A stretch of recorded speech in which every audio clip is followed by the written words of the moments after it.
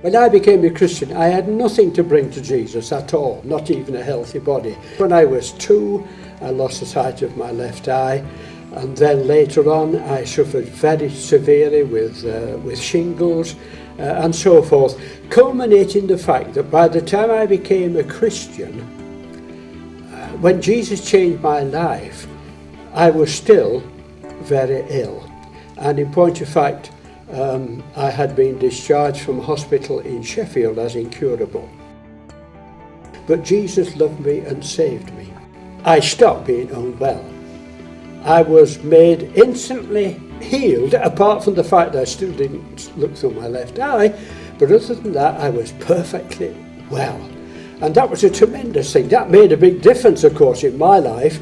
I'd lost so much schooling because of ill health that now, I could go to school, though I must confess I hated school because I was always playing catch-up. I believe that not only Jesus is the Saviour, but Jesus is the healer. He works miracles. He worked one for me.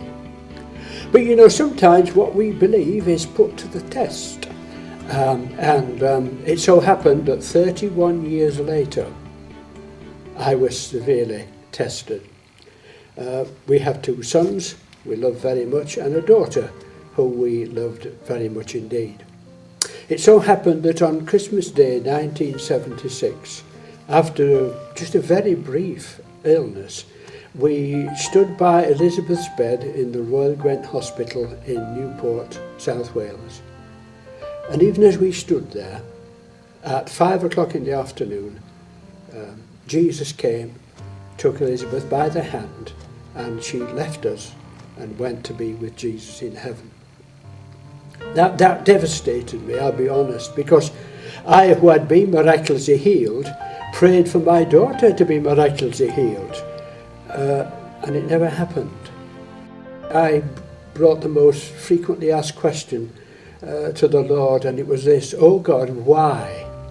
Why, God, I only had one daughter, and God, I stood and watched her die."